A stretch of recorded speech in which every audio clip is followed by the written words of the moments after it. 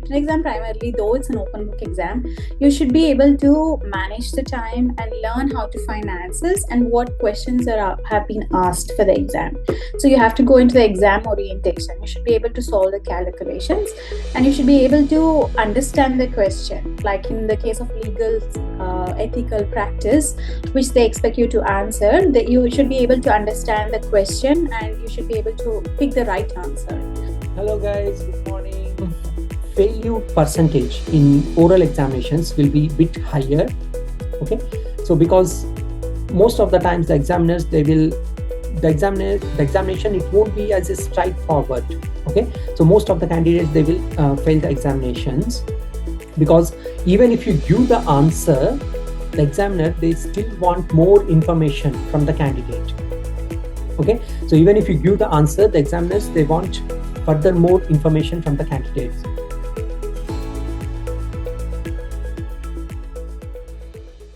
Hello guys, good morning.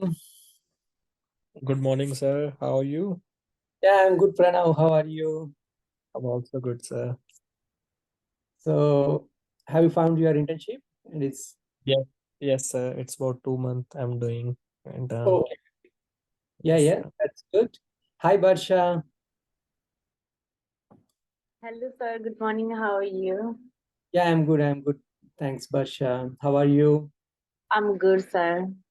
Have you started your internship? Not yet, sir, but I have applied for my AFRA. I have found my internship place, but because of frustration, I'm waiting for that. Okay. Waiting for APRA provisional list. Yeah, Hi. and I have one question, sir. I have applied for my provisional, and just recently I got the internship place, and I can like add the document, or how can I add those things? Like recently you got the internship position, right? Yeah, recently I found the provider. Okay, yeah. So have they filled that form? That is the No, not yet. I'm planning to fill that form, and okay. Yeah. Yeah. When once that form is filled, just you need to upload it within the same APRA website. Okay. And once you upload it, then immediately they will come to know that you have uploaded the document, and the case officer will review it. Okay, thank you, sir. Thanks, Pasha. Hi, Vanida. Hi, sir. How are you? Yeah, I'm good. Thank you. How are you? I'm good, sir. So you have already started your internship, right? Yes, sir. I started in November. November. Okay. Yes. How is it going on? It's okay, like learning in the process, a lot to do. Yeah, exactly. Yes. Because there's a lot of things to learn during internship. Because what are the things that we practice in our home country, it will be completely different here in Australia. That's true. Okay, Vanita. All right. Hi, Hi, Shanti. Hello, sir. How are you? Yeah, I'm good, Shanti. How are you? Not bad. Have you started your internship? Yes, sir. Yeah, I started 2 months ago. Okay. Like, are you in Victoria or? No, Canberra. In Canberra. Okay. Sure. So you all are doing in community, right, guys? Yeah. Community pharmacists. Yeah. So because for especially to clear this intern exams, actually community pharmacy practice is much required rather than the hospital practice, because all this intern exam is completely it is mainly designed towards the community practice side. So community pharmacy practice, it becomes much easier for clearing in like this intern exams rather than the hospital practice. So, okay, guys, so we all are in the WhatsApp group, and also there are a few others in the WhatsApp group, and like we all be sharing our experiences, how internship is going on and what are the challenges that we are facing. And at the same time, like in case whenever the exam bookings are opened, then like we can just keep on sharing in the group, like for the July batch exam, the application forms are already, we can launch the application form, and the last date for payment is so and so. So such information we can share in that WhatsApp group, so that all the others, they will be aware, because like few of you might be working in some like regional areas where you might not be having much access to other interns as well. So in that case, like in the WhatsApp group, if you guys can keep on sharing the information, then it will be useful for everyone. And also there are a few others who are looking for their internships. Okay. And in case if you guys come to know that in case if there is any positions available, then just you can share that in the group, so that if they are interested, then they will attend the interview and they will start their internship. Okay. And even myself, whenever I come to know about any positions that are available in Victoria or even in other states, then I will just keep on sharing it in the group. Okay. So, well, guys, so today, at first, I would like to welcome to everyone for this intern pharmacist orientation session. So this intern pharmacist orientation session is mainly for all the interns to clear their intern examinations. So by the time when you finish your 75% of your intern hours, that is your current intern hours is 1,575 hours. So 75% of those intern hours are done, then you will be eligible to sit for these exams. One is the written examination and the other one is the oral examination. So you need to clear both the examinations in order to get finally registered with as a fully registered pharmacist, or to convert your provisional to general license, okay, general registration. So for intern pharmacist written examination, it is an open book examination. Okay, so you can carry any of your materials with you, even if you can write some notes and prepare everything. Especially for calculations, you can write all the formulas in a book. Okay, and you can carry that book with you. And it is similar to how you did your KAPS examination. Once again, it is also conducted by the Pearson. So Pearson will conduct the intern pharmacist written examination, and it is an open book. The only difference between the KAPS and this intern written examination is KAPS examination is a closed book. It means that you need to remember each and every point. But here, this intern pharmacist written examination is an open book. So you need not to remember them, but you need to know how to find the answer. Okay, so that's the main thing that is applicable here. So you need to know how to find the correct answer. Okay, so you can carry n number of books. There is no any restrictions. So you can carry your AMH, you can carry your APF, you can carry your SUSMP, you can carry any of the books for intern pharmacist written examination. So written examination is quite simple. Okay, so the only thing is that you need to know how to look at the references. Okay, how to open and how to find the answer. Okay, so that's the main logic which is behind the intern written examination. But in intern written examination, you will be having calculations. Okay, so you will be having the calculations, and you will be having the ethical part, law and ethical part. Okay, so these two are the important ones. Okay, because you will be getting only roughly around 12 or 14 questions from calculations and this law and ethics part. Okay, but the rest of the questions, all the questions will be from mostly from the therapeutics. Okay, so therapeutics in the sense AMH would be more than enough to find out the answers from whatever they ask. Okay, so AMH will be more than enough, and you can also carry your APF. So from APF, you can find out regarding the labeling. So which label should be applied for the medication? Let's say, for instance, if they ask you about the doxycycline, what labels are to be used for doxycycline? So those are the common things that they ask in intern written examinations. Okay, so the most important, the challenging one, and most of the candidates they fail is in the intern oral examination. So oral examination is the challenging exam for all the interns. Okay, because intern written examination is an open book exam, so everyone will pass that exam. So there is like hardly 1 or 2% of the candidates, they will fail the intern written examination. But intern written examination, it's quite simple. as it is an open book, so need not to worry much about that written examination. But oral examination, most of the candidates, they will fail in the oral examination.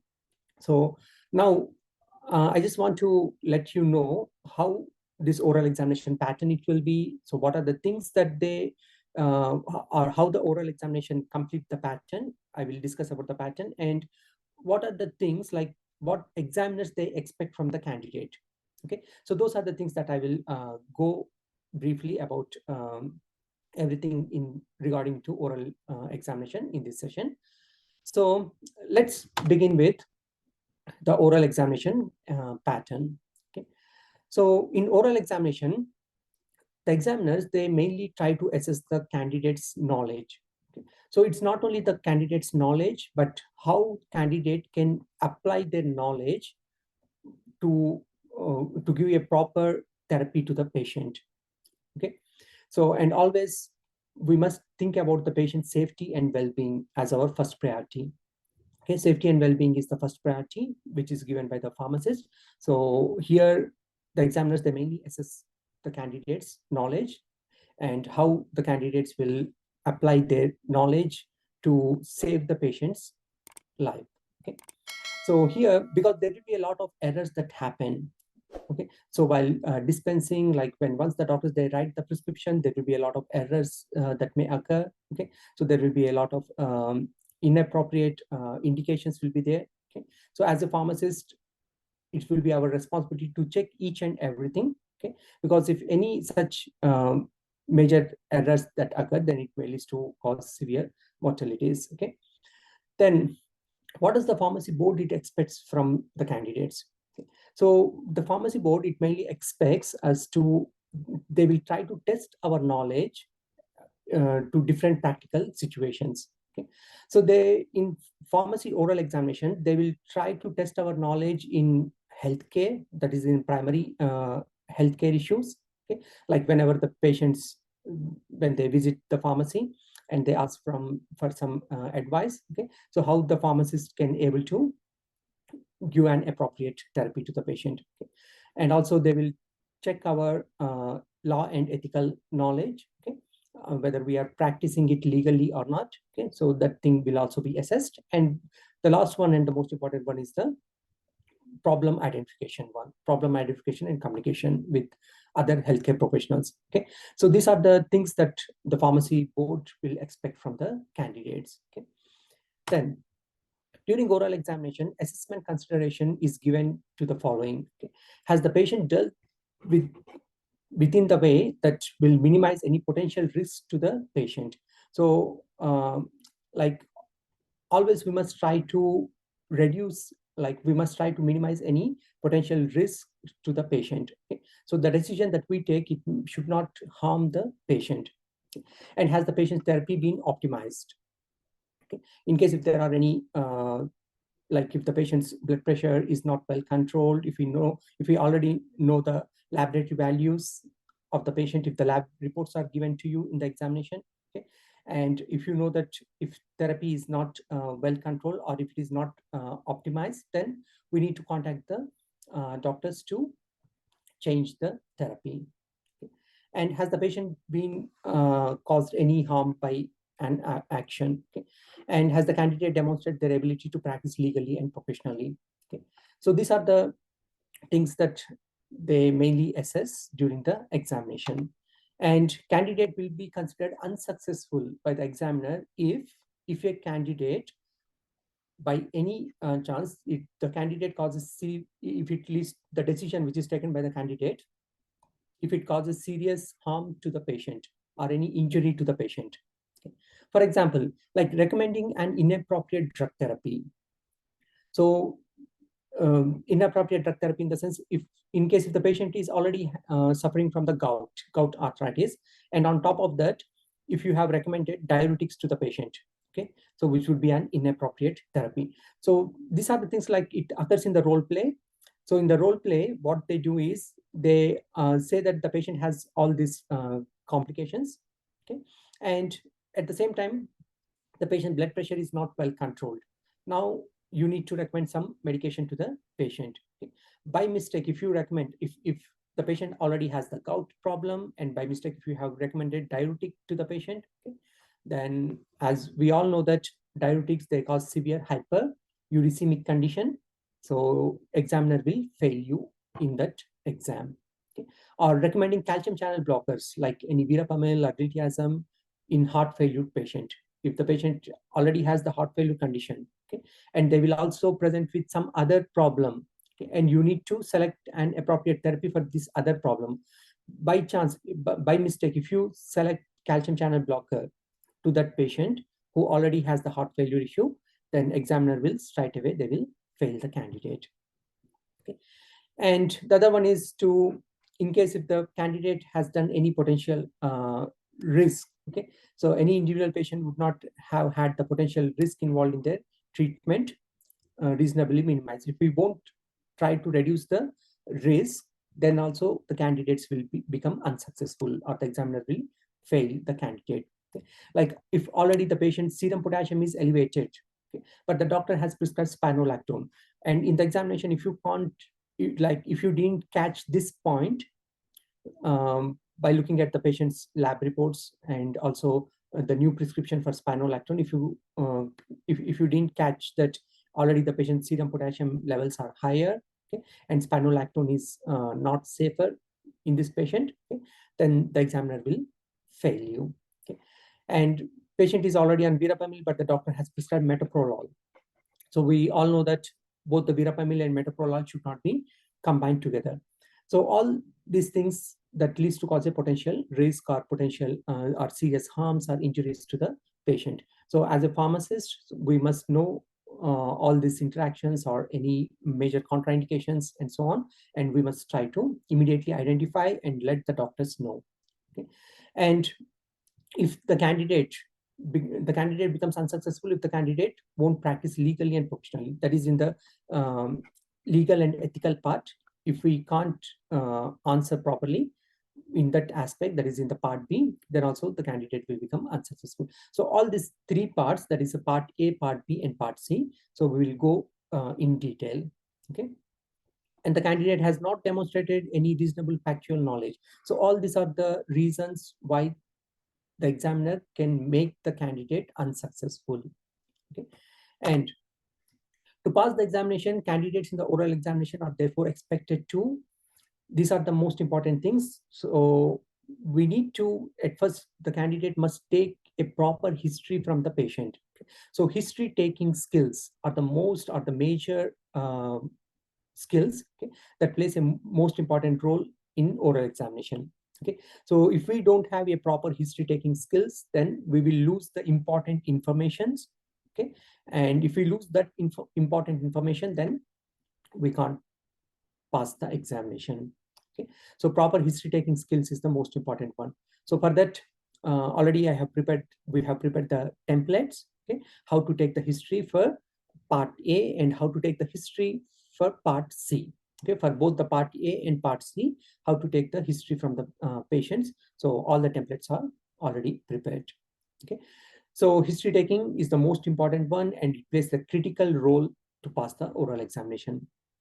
Okay, and while taking the history, we also need to seek further information. Like during the examination, what they do is the examiners, they try to play in a tactic way. So the examiners, they will give only some few information related to the patient or related to the medications or related to the medical history of the patient. Just they will give you some information, but it would be the candidate's responsibility to seek further information. So to seek further information, you need to contact either you need to speak to the patient, or if required, you need to speak to the pharmacies, or you need to speak to the doctors to get further information, or you need to seek the whoever the agent or the carer who is looking after the patient. From there, you need to get the further information. So here, to get this further information, what you need to do is you need to keep on asking the questions. Okay, so you need to keep on asking the question, then only you will get all this information. And responding to over-the-counter requests, like in part A, it is nothing but everything is over-the-counter products. Okay, so most of them will be over the counter, or a few of them it can be the S3 medication, that is the pharmacist only medication. So it means that even in part A, if we fail in part A or in part B or in part C, okay, so if we fail in any one of the components, then it is considered as completely unsuccessful. It means that we need to completely repeat the whole oral examination. Okay, then so here there are a few things that we need to know. Like upon receipt of a patient's medication history, we need to consider the following points. So concurrent therapy, which would need review or monitoring if one drug is ceased. For example, if the patient was on warfarin before, and now they are changing from warfarin to apixaban, or switching over from warfarin to apixaban. So as a pharmacist, we must know that how to do this switch over from warfarin to apixaban. Okay, so we immediately in the examination, what you need to do is, in case if you find such type of the case, immediately you need to go through the AMH, open the book, okay, and refer to that point, okay, how to change from warfarin to apixaban. So like it mainly depends on the INR. So when the INR it comes down to 1 point, like if it is less than 2, then we can switch over to apixaban. Okay, so we need to refer that point, and then we need to give the answer to the examiner. Okay, and possible medication over or underuse, like you might receive a script for oral vancomycin capsules. Okay, oral vancomycin is used to treat the Clostridium difficile. Okay, and the dose normally it will be 125 milligram 4 times a day. Okay, but sometimes doctors by mistake they will mention it as 7 days treatment. Okay, but the treatment for Clostridium difficile with oral vancomycin is for 14 days. Okay, so if you won't find out this mistake, okay, and there will be also some other minor errors in the prescription. So what happens in case of the oral examination is, especially in part C, which is known as the problem solving and communication skills section. So in part C, there will be one major issue. Okay, always there will be one major issue, and there will be some 1 or 2 minor issues will be associated with the prescription.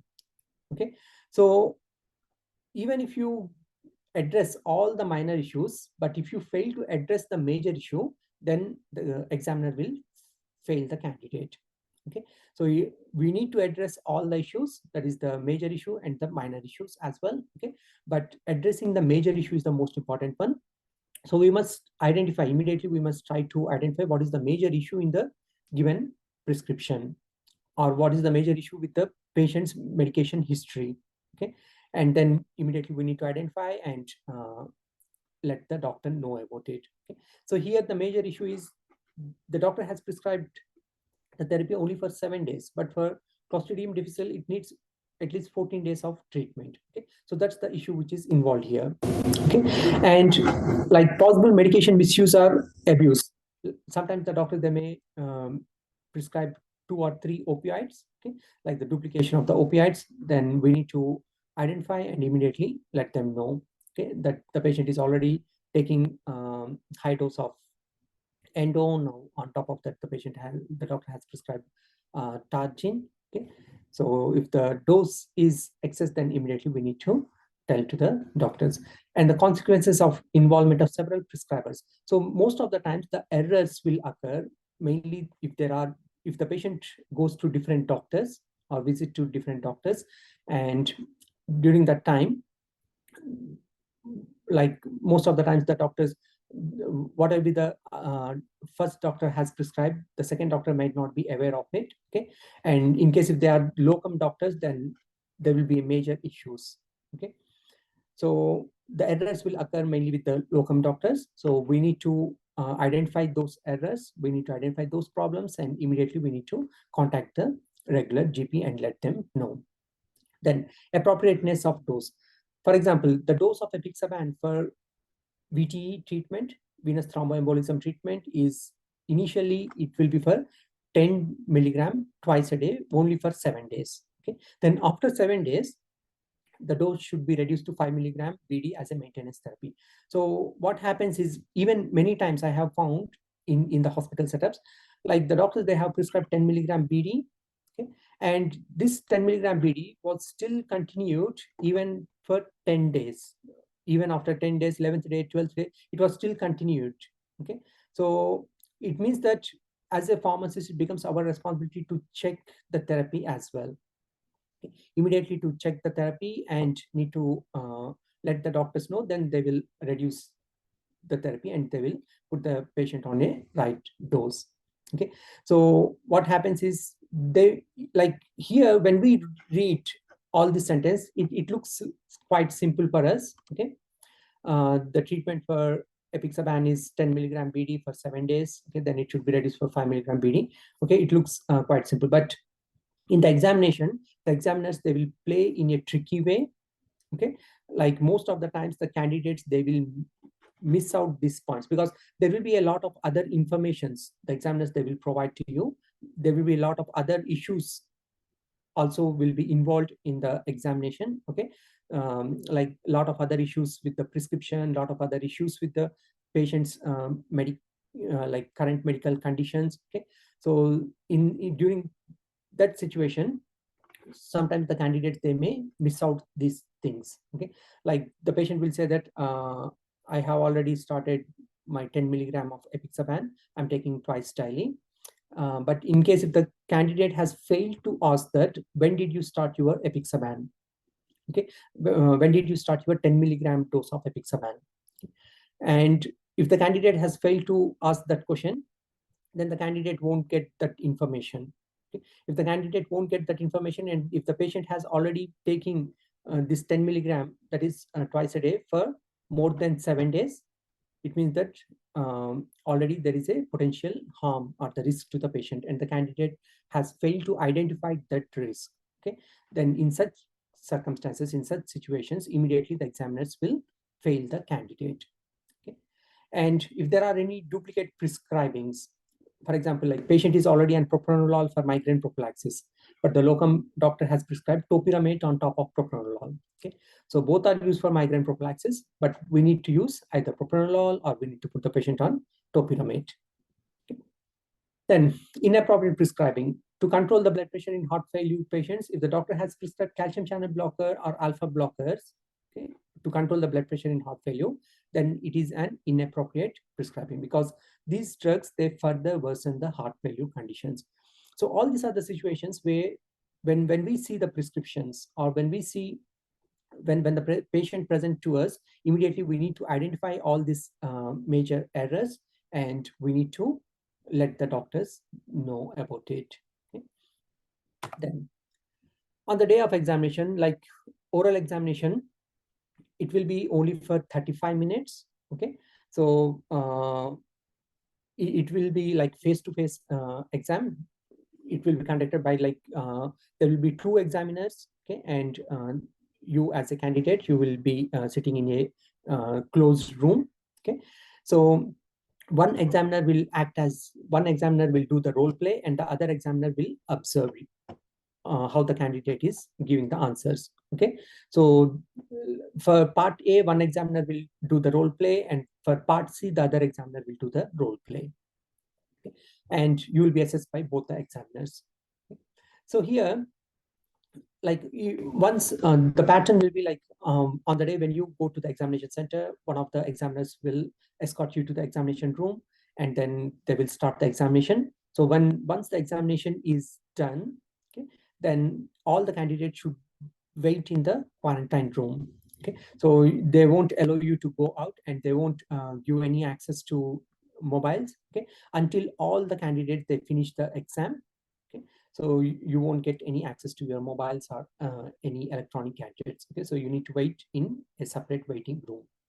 Okay. Because the exam paper or the exam question, what they or the case that they conduct, it remains same for all the candidates throughout Australia. Okay. So for example, if they are conducting the exam on 15th of Feb in the morning session. So on 15th of Feb in the morning session, the case, whatever they give, it remains same for all the candidates throughout Australia. Either if you take the exam in Victoria or in New South Wales or in Western Australia or anywhere, Okay, so the case or the exam, it remains the same. So that's why they want to make sure that all the candidates throughout Australia, they have finished the exam. Okay, so that's why they will ask you to wait in the waiting area or in the waiting room. And here in your oral examination, like only in part 3 or in part C, it is an open book, like you can open your references. Okay, so but again, here you won't have much time to carry a lot of books or to open a lot of books. Okay, so always we advise you to take the AMH. AMH is the heart.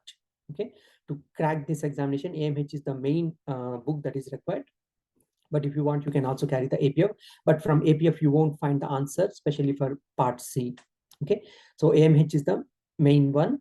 And also, if you have got the therapeutic guidelines access, then you can also use your therapeutic guidelines. Okay, so AMH and therapeutic guidelines. So these two are the main one which can help you to clear this exam in part C of oral examination. Okay, and also MIMS. From MIMS, you can find the interactions for drug interactions. So the best resource is to type the drugs in the MIMS, and you will get the drug interactions which are involved in the current medication therapies. Okay, so MIMS is also another reference that can be used for part C of oral examination. So that I will go through the reference sections later on. Okay, but remember, only the part 3 or the part C is an open book where you can open your references. But in part A and part B, you can't open any of the references. So the oral examination, this is the overall pattern of the exam.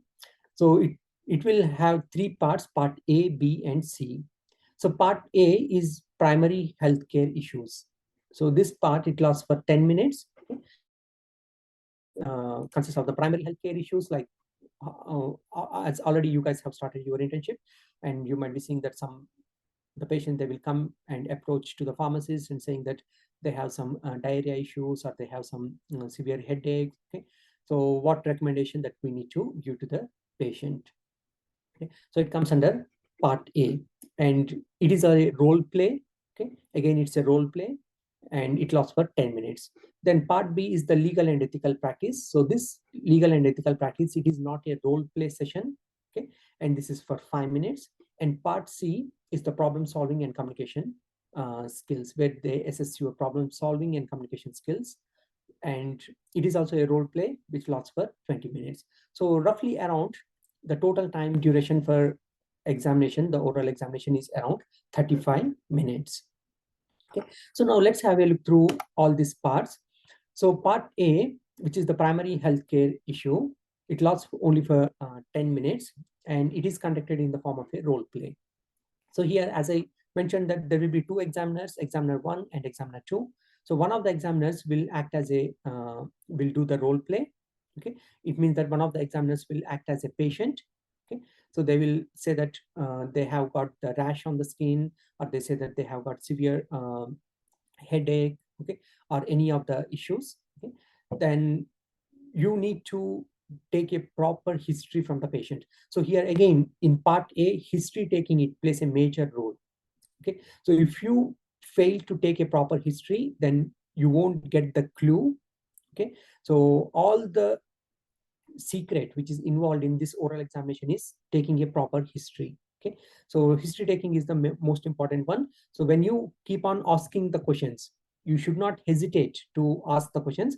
So you need to keep on asking the questions, ask, then only you will get all the clues. So with those clues, with that information, okay, so you need to come to a final differential diagnosis that, okay, so your rash, the rash that you have got on your skin, is a fungal rash. Okay, it is known as a ringworm. Okay, so it is a dermatophytal infection. Okay, so here in part A, sometimes even if you tell the answer, even if you give the correct treatment, because we all know that for fungal rashes, so for the fungal treatment, the topical treatments that are available is terbinafine. Okay, or we can go with the meconazole or clotrimazole creams. So we all know that, okay, for your rash, I'm recommending you this cream. Okay, so if you straight away, if you just mention that, okay, you got the fungal rash, and for your fungal rash, I'm recommending you terbinafine cream, okay, then the examiners, they won't get satisfied with that simple, straightforward answer. Okay, so when you are telling that it is a fungal rash, so you need to justify why it is a why you have diagnosed it as a fungal rash. Okay, so what are the important, like what are the signs and symptoms that the patient has? Okay, and based on what factors that you have came to the conclusion that it is a fungal rash. And also, when you tell about the fungal rash, you also need to explain that why such type of the fungal infections occur. Okay, so everything that we need to explain to the patient. Okay, then only the examiner will get the impression that as this candidate has got a proper knowledge. Okay, so the candidate knows that it is a dermatophytal infection. Okay, and even if when you tell that it is a fungal rash, okay, the examiner will ask you at the end of this role play, there will be a Q&A session. During that Q&A session, the examiner will ask you, okay, you are telling that it is a fungal rash, that is the ringworm infection. So what is the difference between a dermatophytal and a candidal infection? So such a type of the questions the examiners, they will ask. Okay, even if you tell that, okay, it is a fungal rash, it is a ringworm, and I'm recommending terbinafine, but when the examiner asks you the question during the Q&A session, if you can't answer that what is the difference between a candidal infection and a dermatophytal infection, then the examiner will fail you. Okay, so these are the things like when we prepare for primary health care. Okay, so the most important one is not only just knowing about the condition and the treatment. Okay, just identifying the condition, like it is a scabies and the treatment is permethrin. Okay, so you need not to focus only on these two things, okay, but you also need to focus on what is scabies, what happens, okay, why the patient gets the rash, what is the causative agent for the scabies, okay, and also what are the preventive measures, okay, what the patient need to do. And also we need to give the counseling session to the patient. Okay, so in the counseling session, we need to explain what non-pharmacological measures the patient need to follow. And also when you select the appropriate therapy, like when you tell that for scabies you have selected permethrin, okay, then the examiner will ask you what are the other treatment options that are available. Okay, like benzoate is also available. Then the examiner will further ask that what is the advantage of permethrin? Why did you select permethrin when benzoate is also available? So it means that when they ask those questions, you must able to give the answers. Okay, so you must justify why you have selected that appropriate therapy. Okay, if you can't justify why you have selected that appropriate therapy, and if you just tell that I selected permethrin. Permethrin is the good option for this patient. Okay, that's it. Okay, so if you stop there, then the examiner will fail you. Okay, so here in part A, later on I will explain you, like whoever the candidate they fail in the oral examination. So I did a complete analysis, like I have contacted more than 20 candidates, those who have failed in their oral examinations before, okay, and repeatedly those who have failed. I contacted them in person. I checked with them what are the main issues, like where in which section that they are they lost their examination. Okay, so at the end I will explain you where the candidates will lose the examination. Okay, in which part most of the candidates they will get failed. Okay, then yeah, the other important point is this part, that is the primary health care. It is not an open book examination, so you are not allowed to open any of your materials. Okay, so you are not allowed to go through your references. It means that you need to know each and everything about the primary health care. Okay, so you need to know what is scabies, what happens, what is the treatment. Okay, you need to know what are mouth ulcers, what is the causative, why it happens, so what are the treatment options that are available. Okay, so you need to know what are the worm infections, okay, and what are the treatment options, what is the treatment option for different types of patients, like in children, like in pregnant women. Okay, so we also, while we are preparing, we also need to prepare about what is the best or the safest options in children, what is the safest option in pregnancy, what is the safest option in elderly. Okay, so these are the things, because in the case scenario, the role play, if you have studied only for the general adults, like the treatment for general adults, and if you won't focus on treatment for children, then in the examination, what happens is most of the times the examiner may give any type of the age group patients. Okay? Like if it is a children, then what should be done? What is the treatment option? Because the treatments and the doses, everything, it will change in case of the children. And in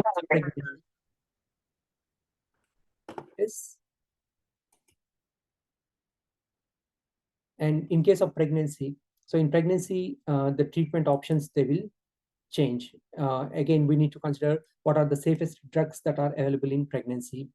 Okay, so all these are the things that we need to keep in consideration. Okay, so while preparing for part A, okay, so the best reference for part A is you can quickly go through the NICS table. Okay, so NICS table where you can get where you can find all the conditions as well as the treatment, what are the available options that are available for the management, and so on. So it is a best for the quick reference. But again, in AMH, you can find a complete information about each condition. Okay, so always AMH is the gold standard for any practicing pharmacist. Okay, so you can quickly go through all those things. And what I will do is actually I'm preparing the complete for more than like for 30 different cases. So I'm preparing a complete like role play scenarios. Okay, so which will be there in Elite Expertise. So like you can go through those role play scenarios at first. Okay, and also in each role play scenario, what I will do is I will highlight like what are the important things that you need to know from like from that topic. Okay, so for example, if it is any skin disorders, okay, so what are the important points that you need to know related to the skin disorders? Okay, so there will be different type of the rashes. Rash in the sense, skin rash in the sense, it can be due to scabies, it can be due to eczema, it can be due to fungal infections. Okay, the skin rashes can be due to the psoriasis. Okay, so I will clearly explain about each and every type of the rashes and so on, like for all the conditions, not only for the skin conditions, but for all the conditions. And then different role plays will be done, and all those role plays will get pre-recorded, and it will be there in the Elite Expertise like oral examination preparation content. Okay, so that's about the part A. And then part B is about the legal and ethical practice. So the duration is only for 5 minutes. Okay, and it is not a role play. So just they will give you some scenario, and they will ask you that what legal and ethical aspects are involved in this scenario. For example, they will say that you are working as a pharmacist in one of the pharmacy, and you are a newly registered pharmacist. Okay, and the pharmacy manager, he approaches you and he will say that, so for one of his friends who hasn't got any prescription for his blood pressure tablets, so the pharmacy manager has rang you in the morning and says that my friend hasn't got the prescription for his blood pressure tablets, so that's fine, you can give a box of amlodipine or epistatin or any of the medication. So, and if he asks you to supply that medication to the patient, okay, then what actions that you need to take. Okay, so this such a type of the scenarios will be provided to you. So here we all know that we should not give the medication without the prescription.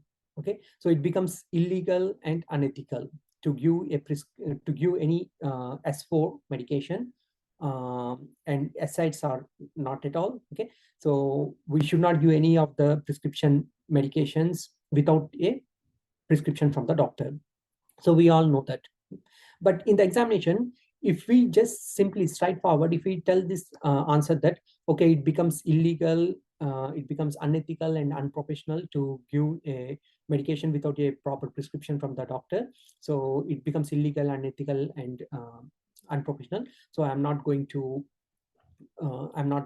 agree, and I'm not going to give the medication to the patient, okay, without a proper prescription. So if you give such a type of the answer, then the examiner will fail you.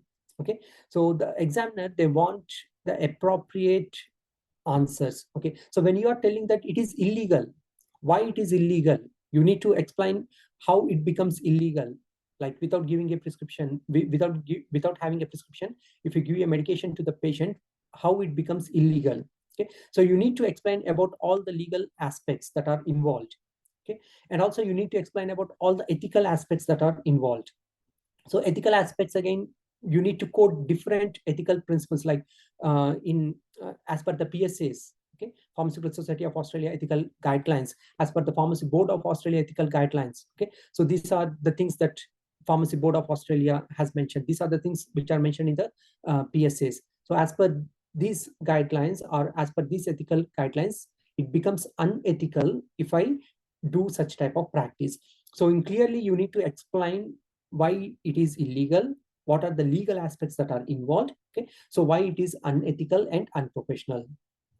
Okay, so just if we tell that, okay, giving a medication without a prescription is illegal, unethical, and unprofessional, so I won't give this medication. Even if my owner enforces me, then I won't give this medication. If you give such a type of answer, then the examiner will fail the candidate. Okay, so we need to give appropriate reasons.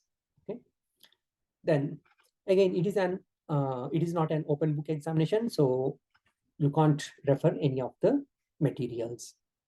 Then the third part, that is the part C, it is the most challenging part.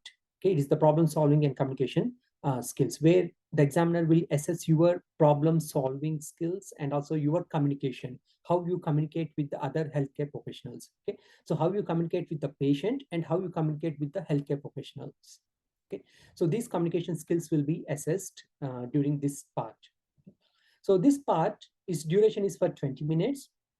And again, it is conducted as a role play, as there will be two examiners. So one examiner will do the role play and the other examiner will observe you. Okay, and they will finally they will assess whether you are successful or unsuccessful in this exam, especially in this part. Okay, so here you will be given a prescription, and they will you will be given the patient's medication history as well. They will also provide you the complete patient's medication history. Okay, and again, here the most important thing is that history taking.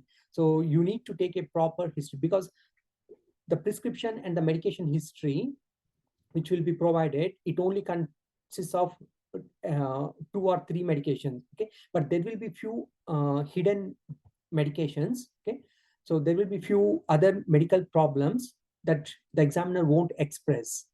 Okay, so the examiner who is doing the role play as a patient, they won't express initially. They expect the candidate to ask the question, and they expect the candidate to get that information from the patient. Okay, so again, proper history taking, it plays a major role here. If you won't take a history properly, then you will never get the clue that what is involved in the problem, or what is the main issue that is involved in the prescription. Okay, so to get the clue what is involved, so you need to take a proper history of the patient. Okay, so here again, there will be 1 or 2 or 3 issues will be involved in the given case scenario, but one will be the major issue. Everyone must identify that major issue, and also there will be 1 or 2 other minor issues will be involved. Okay, so you also need to identify those minor issues, and all these issues you need to tell to the doctor, tell to the GP. When you contact the GP, tell to the GP and tell them that, okay, this is the major issue which is involved. So you need to change the therapy, and I'm not happy to dispense this medication to the patient. Okay, so you need to tell to the doctor and get that prescription corrected. Okay, and in this examination, again, when you go through the history taking template, you also get the complete information about the current medications and also the past medications. Not only we should not think only about the present, we also need to think about what are the past conditions, past medical and conditions and past medication that the patient has used, because there will be some medications that the patient has recently stopped taking last week, but those drugs, they still show the effect on the current medications. Okay, for example, drugs like amiodarone, which has a long half-life. Okay, even if the patient has stopped taking it 1 week or 10 days or even 1 month ago, okay, still it has got a long half-life. Its half-life is 120 days. So we need to keep in consideration about all those things. Okay, and also we must think about the present and also the future, like what consequences that occur in the future. Like in case if the patient has started taking this medication today, after 3 or 4 days or after 1 week, what might happen? Okay, so in the future, drug interactions that may occur with the patient's medication therapy. So all these things that we need to keep in consideration, and we need to contact the doctor and we need to tell them. So these are the issues that are involved. So the prescription should be rectified, okay, and it should be corrected. And also here, as I mentioned, that they also assess your communication skills. So here you need to communicate with the patient. Okay, when we are talking with the patient, we need to use a layman language. Okay, so we can't use the medical terminologies when we talk to the patient. Okay, and also we need to communicate with the doctors.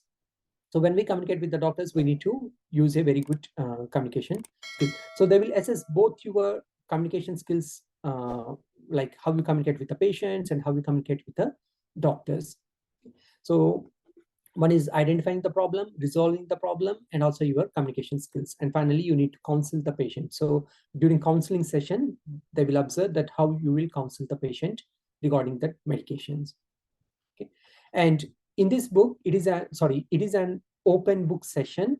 Okay? During this session, you can open any of your references. So you can carry your AMH, okay, and also you can carry your laptop or tablet or iPad or anything that you have got. Okay, so but during the examination, before the examination it begins, the examiners, they will ask you to put it in flight mode. Okay, so it means that internet access is not allowed. Okay, so you need to use the offline AMH or the offline MIMS, okay, or offline therapeutic guidelines as your references. Okay, so these are the things like you can refer and you can give the answer for this section, that is for part C. Okay, so overall, guys, like the references that you can carry are AMH, APF. Okay, AMH is the main heart. Okay, it is the core book. Okay, because the information that is provided in the AMH, which we find in the AMH, we can't find it in any other books other than this therapeutic guidelines. But even in therapeutic guidelines, okay, so we can't find all the doses and so on. Okay, only AMH will give you about the doses. Okay, doses and all the adverse effects that we can find straight away in AMH rather than in therapeutic guidelines. Okay, so you can carry AMH, APF, your therapeutic guidelines, and MIMS. So MIMS, especially the electronic version. Okay, MIMS offline version. When you type all the medications, you will get the complete drug interactions list. Okay, so to check the drug interactions, MIMS is the handy one. Okay, and these are the books that you need to carry for your oral examination. MIMS is must. Okay, AMH is must. Okay, APF for oral examination, it is not much useful. Okay, especially in part C, you can't you won't find any of the information from APF. Okay, so it is not useful for oral examination. Okay, especially in part C. But for written examination, intern written examination, APF will be much useful. At least you can get 5 to 6 questions. Okay, especially on the labels, what are the ancillary labels that are to be used for the medications. So such information will be available in APF. So APF is the good resource for written examination. Again, therapeutic guidelines. If you have access to the therapeutic guidelines, then you can use the therapeutic guidelines for part C of oral examination. Okay, but therapeutic guidelines, you need not to refer therapeutic guidelines for this written examination. Okay, and SUSMP. So SUSMP is the standard for the uniform scheduling of medicines and poison. So SUSMP, it will be useful for your written examination. Okay, so for written examination, at least you will get around 6 to 8 questions from SUSMP. Okay, then NICS table. So NICS table is the table it is a handy one just to prepare for your part A, that is the primary healthcare issues. So you can just go through the next table and prepare for the primary healthcare issues. So here, these are the references that are useful for both the oral and written examinations, okay, for the intern exams. And the main key strategies to clear these exams are, okay, so the main key strategy here is, the first important one, you need to know how to use the resources. Okay, so that's what the examiners, they expect from the candidates, okay, how to use the resources. So you need to know the exact location of each topics in the AMH.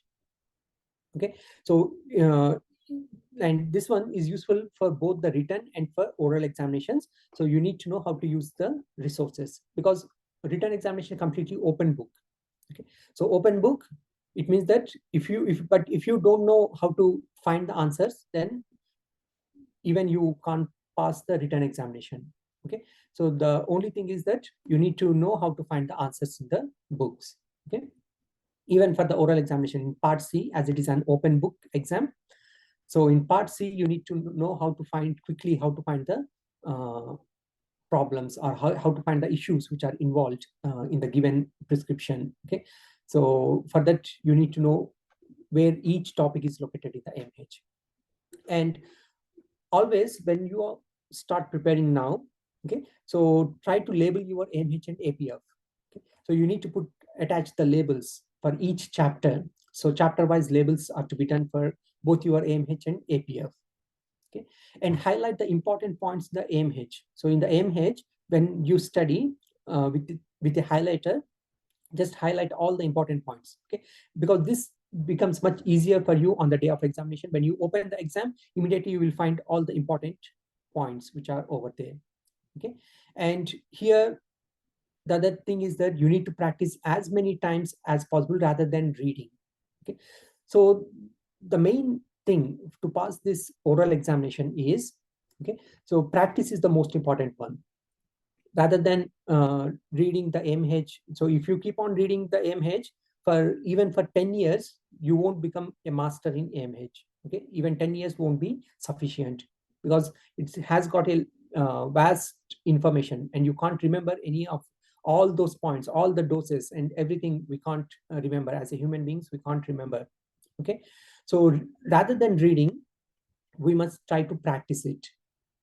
Okay, so for practicing, like always, when you are practicing, you need to use the history taking templates. Okay, so always use the history taking template. And even if you are preparing for the part A, that is the primary healthcare, assume that the patient has come to your pharmacy and the patient is asking for oral thrush. Okay, so when the patient asks for oral thrush, immediately we won't take that nystatin, that is the Nilstat oral drops, and we'll give it to the patient.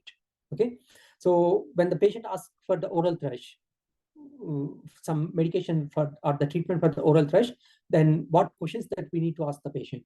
Okay, so go through the history taking template for each scenario. Like what are the things that you study in the next table, make it in the form of a scenario. Okay, assume that the patient has approached to you and the patient is asking about this condition. Then you need to practice how you take the history taking. Okay, during history taking, what are the questions that we need to ask to the patient? Okay, so but anyhow, don't get much stressed about this thing, because I'm going to prepare for each scenario for all the primary healthcare issues. Okay, there will be around 30 primary healthcare issues. For all the primary healthcare issues, I'm going to prepare all the scenarios. Okay, and what are the important questions that the pharmacists need to ask? Okay, I will do the role play and I will record those role plays for you guys. So what are the important questions that the pharmacists need to ask to the patient? Okay, so all those things will be done, and you can refer through those things. But by the time when you are practicing, okay, I advise you, rather than reading it, okay, just practice it as a real scenario. Okay, so when if you are reading about oral thrush, okay, so rather than reading about, okay, what is oral thrush, what are the symptoms, so what is the treatment option, then what are the alternative options that are available and what advice that we need to provide to the patient. So rather than reading it, okay, assume that, okay, oral thrush. Now a patient has approached to me, okay, and asking for oral thrush. So now what I need to do? What are the questions that I need to ask the patient? Okay, so take the history taking template. Go through all the questions which are present in the history taking template. Okay, so after asking those questions, what are the things like how you will come to the conclusion that the patient has this oral thrush problem? Okay, you need to come to the conclusion.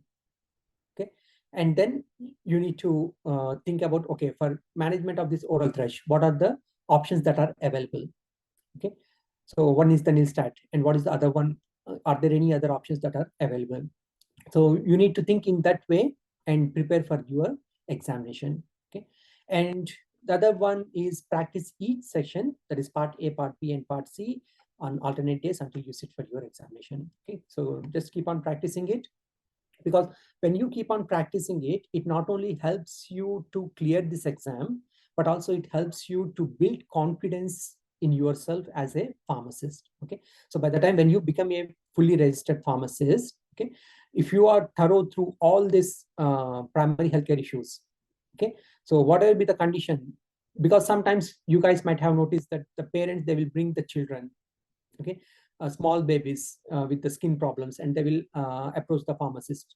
In case if you are not confident enough to identify what is the problem, okay, then the pharmacy owner or the pharmacy manager, he like they will get some sort of bad impression on you. Okay, but if you are confident enough and if you can identify each problem, okay, whatever be the patient that they come, and if you give a proper therapy to the patient, okay, then it is as a duty of care.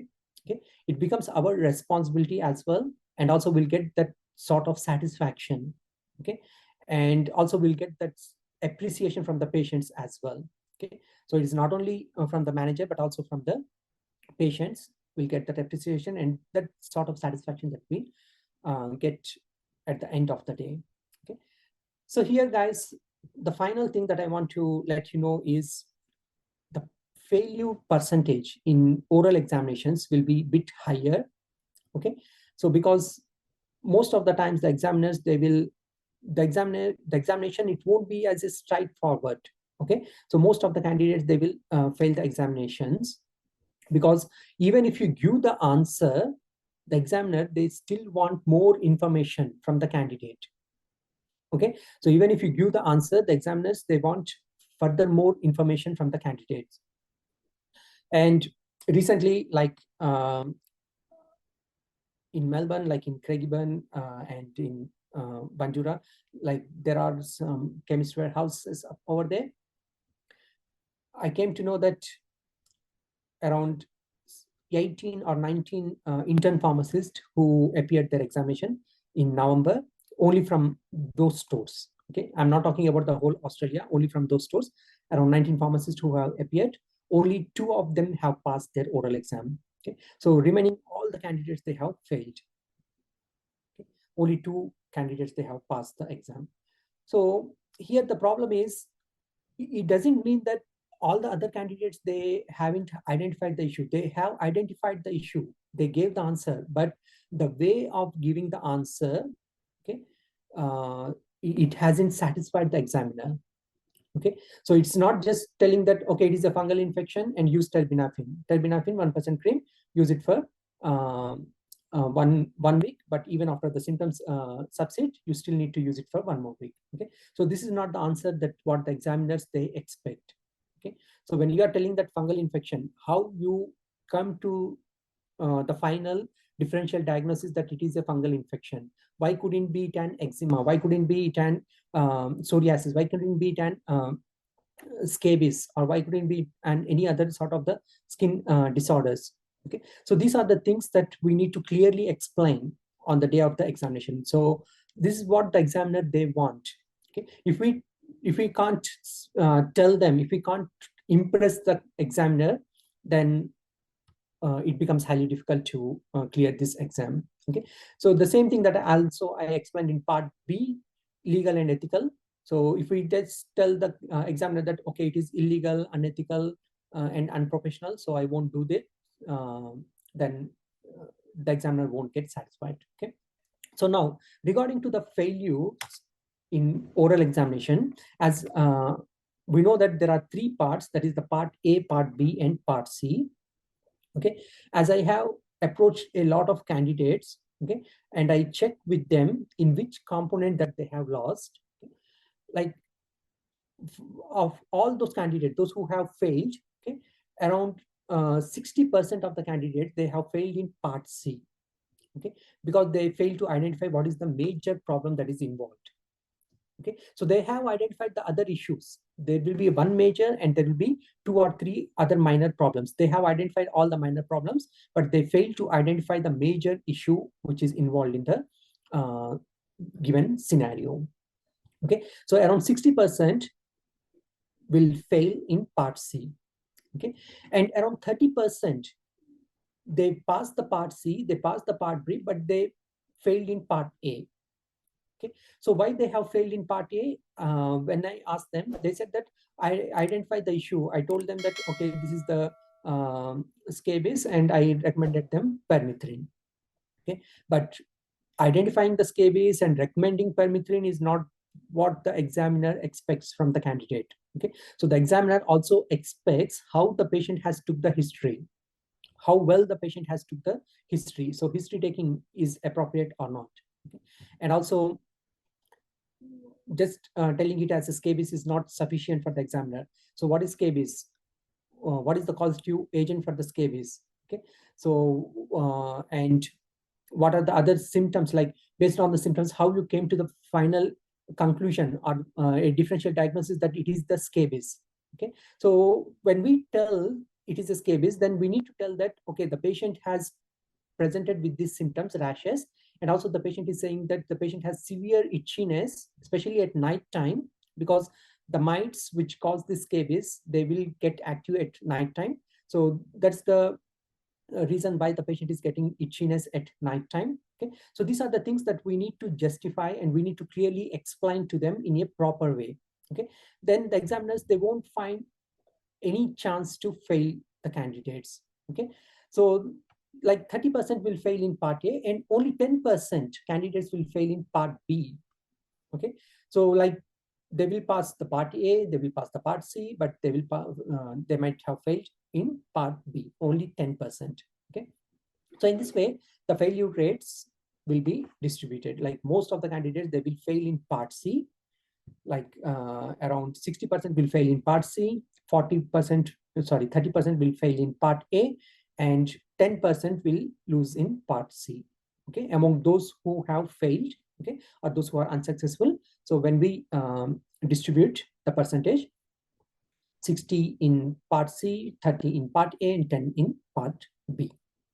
Okay, so this is the overview of oral examination pattern, guys. And as I mentioned that I will prepare all the scenarios, and all the scenarios will be there in the Elite Expertise app. And the classes for oral examination that we are planning to conduct it once weekly at the beginning, because all of you are planning to sit for June or July examination, okay, or later on for November. So we are mainly targeting for the July examination.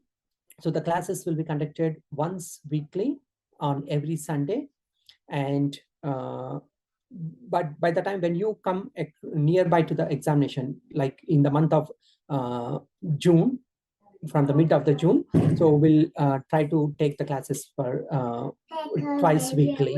Okay, instead of once weekly, the classes will be organized twice weekly. Okay, so that's it from my side, but Harika ma'am will join soon, and she just want to give you a brief introduction for 10 minutes. Okay, so thank you guys, thank you so much, thanks for attending this session. Okay, and I will just hand it over to Harika ma'am. Okay. Hello guys, hope you're all doing good. Hello, good morning, ma'am. Good morning. So congratulations for starting. So hi, good, thank you dear. So congratulations on starting internships. Most of you have started internships. Some are about to start internship. So all the very best for your future aspiring to be a general registered pharmacist in Australia. So as you all know me, I'm like those who don't know me. So I'm Harika Bheemavarapu. I practice as a consultant pharmacist in Australia. I work with Monash Health Hospital as a clinical pharmacist and clinical pharmacist educator. Through that expertise, we've been training students for KAPSEXAM and intern exams for general registration in Australia. So I would like to share my internship experiences. So, and as a part of this orientation, I would like to share some tips and tricks of how to excel in your intern exams, what the exam expects, and how you can so every day, how you can inculcate everyday learning into your practice.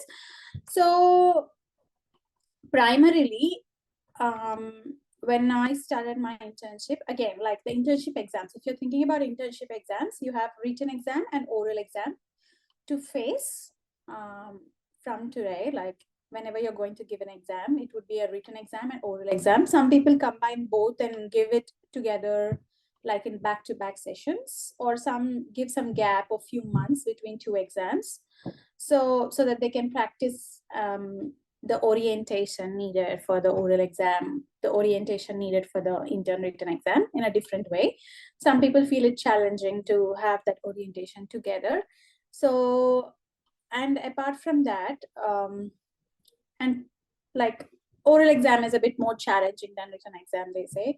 So written exam is an open book exam primarily, and you have to find the answers for the MCQs, where you have your resources, as sir explained. You have Australian Medication Handbook, therapeutic guidelines, etc., and you've got the calculations part, how to solve them, and then you've got ethics, legal case scenarios. So where you have to be familiarized with the different Australian guidelines, like SUSMP is a good guideline for practice. So all these are the different stuff which helps you in clearing the written exam. So written exam primarily, though it's an open book exam, you should be able to manage the time and learn how to find answers and what questions have been asked for the exam. So you have to go into the exam orientation. You should be able to solve the calculations, and you should be able to understand the question. Like in the case of legal ethical practice, which they expect you to answer, that you should be able to understand the question and you should be able to pick the right answer. So it's an MCQ based exam, and again after that you'll have a most challenging oral exam, which everyone is scared of. So I will tell you how I have cleared my exams.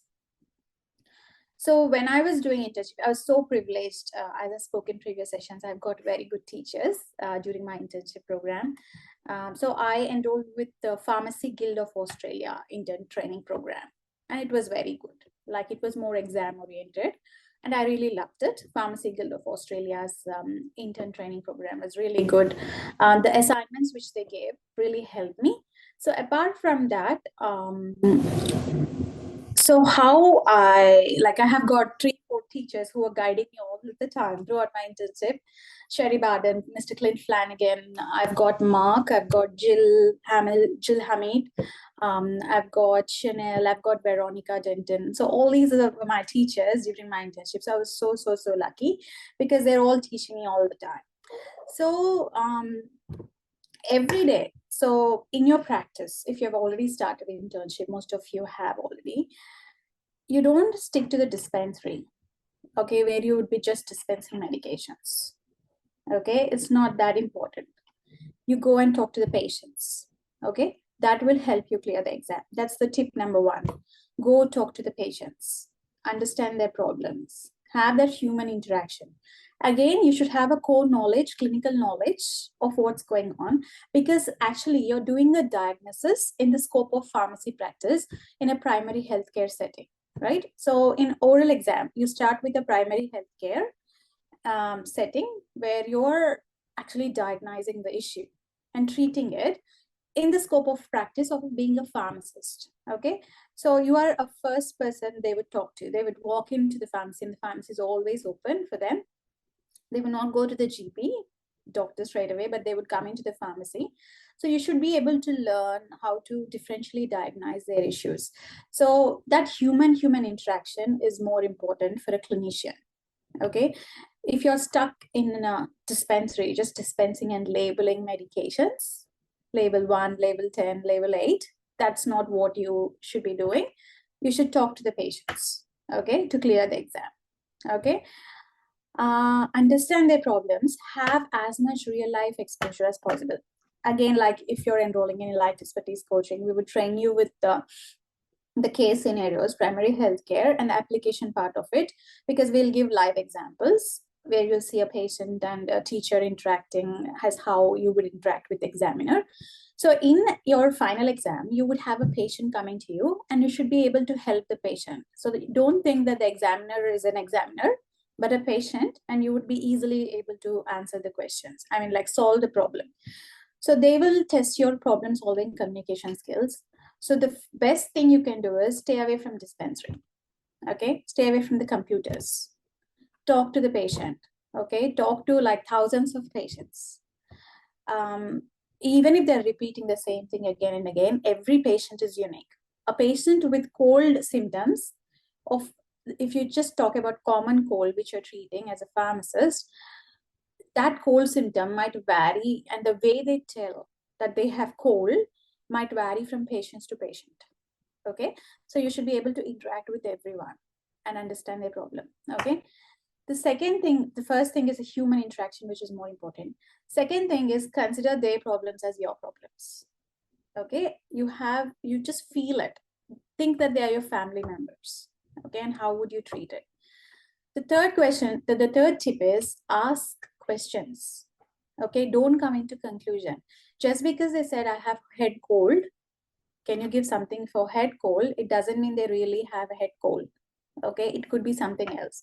They don't know what they're having, but you should be able to understand what their needs are and respond to their needs. So the entire primary healthcare scenario in your oral exam, all that module, you will be able to clear the exam if you have sound knowledge about all the different issues in the primary healthcare setting and human interaction in real life. Okay, and so we provide a platform where you can interact like as if you're doing in an exam. So, and then when you're talking to the patient and you get to know the issues, after finishing your talk, write down some notes if possible, like during your break time. If you're very busy pharmacy, you would not get enough time to have breaks. And just think, how could else I could have helped that patient in a best way today? What did I do? Can I help the patient in a different way? What could be the alternative? What could be the best alternative?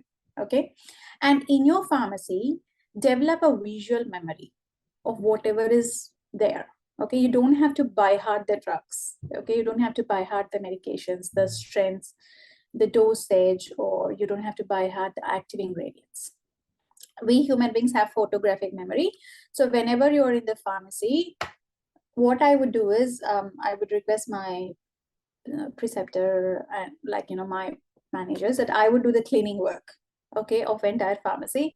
And I used to go and dust the medications, okay, dust the over-the-counter products, dust the pharmacist-only products. And when I'm dusting, actually I'm working, but I'm seeing and developing that visual memory of what I could do. Okay, this medication I could have given to this patient. Okay, this one, she complained of this. So she complained of constipation. What could have caused the constipation? Okay, there is a pregnant woman. She came for a supplement. She's complaining of morning sickness. Okay, what could I have been done? What are the supplements available for me? What could be done? What I have to avoid? And then thinking about the referral. Okay, how to send the patient to the doctor, like when to stop and send the patient to the doctor, when to stop becoming overscoped, like don't go beyond your scope, and for the patient safety and well-being, when you can send as a referral straight away, because in your final exam they will test the referral points too. Are you being able to refer to the practitioner, or are you over practicing beyond the scope of your practice? Are you being able to do that? Like, are you being like adamant in your decision of sending the patient to the doctor in case if that is required? Okay, some serious eye injury, you would not treat it, you would send the patient to the doctor. So this comes with human interaction. Okay, so tip number one, human interactions. Second tip is think that their problems are your problems and solve them. And third time, revise of what you've spoken and see the products in the pharmacy, okay, the medications in the pharmacy, what's happening, dust them, clean them, do the work, and develop that visual memory. So that is the best tip for primary healthcare, which I could give in this orientation session. Beyond, again, you'll be having classes with us regularly. So, and then the legal ethical scenarios. If you have a key, okay, how the pharmacist is handling the key, you could see it, okay, the DD key, the drugs of dependence, safe keys, how the pharmacist is handling it. How are we recording the medications? How are we being overcautious in counting the drugs of dependence? Okay, if are we compromising in mixing any ingredients and compounding if you're giving a medication to a patient? Are we compromising the quality? Are we compromising the legal and ethical practice? Are we asking enough questions? Are we documenting things properly? Okay, some medications need to be documented. Okay, so like Project Stop we have in Australia, we all know that who have started internship, they would have known Project Stop by now. So are we doing that? Are we recording everything? Okay, what could be done if anything goes wrong in pharmacy? How is my boss or my manager or my teacher solving that issue? Okay, what you would do in that scenario if you are, because very soon after your internship you'll become a pharmacist, you'll be an independent person taking decisions. Are you being able to take those independent decisions? So you just have to observe and learn. Okay, again, you need proper orientation, which we would give you in the class, but you should be able to observe and learn and inculcate the knowledge in your daily practice. Okay, so that's for legal ethical scenarios. So tip number one was human interaction. Tip number two was think that their problems are your problems. Tip number three was develop that visual memory. Tip number four was observe things happening in your real life scenarios, because that could come in your exam. Okay, and the fifth part is problem solving and communication. Okay, the name itself says, the scenario of the oral exam says it's problem solving and communication. How well you're able to communicate with the patient who is elderly, 80 years old, who doesn't even know what's going on with him. Okay, got bombarded with different scripts, different medications. Are you able to solve this problem? What happened? How could you help? If it's your grandfather, what would you do? Right? He's becoming forgetful. Is he taking any medication? Is he taking any medication for urinary continence? And that is, increasing his, progression of Alzheimer's disease. Or if he's taking any medication for incontinence and he has ended up getting urinary tract infection. Okay, what is a non-pharmacological treatment? How would you approach this situation? So the problem solving and communication really comes when you put yourself in those problematic situations. So that is fifth tip which I would give. Don't think that you would get problem solving just by knowing things. Okay, you should be able to face the problem. You should be able to understand how the problem is coming towards you and how you're able to solve. If you're not able to solve, that's okay in that first instance. But if you're going back again, were you able to deal with the problem again in a perfect way? How different problems occur in regular daily life of any person, any human being, and how the most deprived, the most sensitive populations we treat are children and elderly, who are more prone to issues and who are more prone to medication misadventures. So are we able to help them properly? Okay, it could be a simple case like a patient wearing an opioid patch and bathing in the hot water, which we spoke about in the KAPS exam preparation. If you like, a lot of students are alumni, if you would have remembered that case scenario where a patient was wearing an opioid patch and just showering in the hot water and feeling dizzy and drowsy. If that patient was elderly, she could have had a fall, bleeding. She could go into coma. Okay, so that could be the drastic effect. So it starts with simple hot water bathing and it can lead to serious consequences. So what can you do to correct the lifestyle? Is the issue lifestyle based, or is the issue based by the patient's wrong way of using medication? or knowledge, lack of knowledge? Okay, is this lack of knowledge happening because of lack of transition? We are not just printing CMIs. We are not just printing consumer medication information and explaining, underlining things in the CMI and telling them what to do. If it was your parent wearing an opioid patch, what would you do? Okay, if it was your child asking for a medication, what would you do? How would you solve the problem? Recently seen a GP locum, okay, a locum GP, a patient comes in and says, my GP has given me this. Doctor might not have enough history of the patient. Was the history taking complete? Was the doctor aware of the medications? Was this issue which caused the patient to go to the doctor an issue related to his medications in the previous past, which have been ignored? Okay, these are the questions should come into your mind. When these questions come, you don't have to worry about studying anything. You need that human being instinct to help people. Okay, so of course you should have immense knowledge, but you should have a human interaction. So basically the 5 tips to clear the exam, and the best tip is be a human being, okay, and treat a human being, okay, and have that empathy and compassion, and you will easily ace your exam in first attempt. So don't wait for hints. Don't stop asking questions, because what the patient is saying to you might not be the 100% truth. Don't put open-ended questions. Do you take your medications regularly? Yes. Is that an open-ended question? But if you ask them, tell us how you manage your medications. Okay, like how is your day with medications? How do you start? With which medication you start? Okay, and then they will tell you a story. Okay, and in that story you'll find a lot of information. Okay, like a question should never be close-ended. Like I think by mistake I said open-ended. So the question should never lead the patient to just say yes or no. Okay, you should be able to extract a story from the patient, because here the examiner is coming as a patient to you, and he would not straight away give answers. Even if you solve the case, even if you spoke to the doctor about drug-drug interaction side effects, solve the case, you gave the best treatment available, but if you forget asking the questions which you need to ask, which is important in history taking for any pharmacist, they could fail. Potentially the examiner would think you unfit for the exam and they could fail you.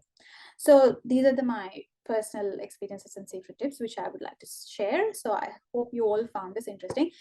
Actually, your preparation starts from today. Okay, it just doesn't start with coaching or training. It starts in the pharmacy where you're interacting with the patients. Okay, have that human being interaction. Don't get scared of the patients. Okay, don't go and hide in the dispensary. Okay, make yourself open, improve your communication. Okay, and that is how you'll clear the exam. Any questions, guys? All of you are silent. Okay. Okay, then thank you for today's session, and we'll meet in the WhatsApp group again for updates regarding the classes. You will have app access, Elite Expertise app access, where you can like learn different things. And this is a comprehensive long-term program which will help you throughout your internship. So again, we are all in the same group. So all the best. Thank you. Are you all Thank there? you. Thank you. Yes. ma'am. Thank you so much. Okay, then bye. See you soon. You, ma'am. See you, ma'am.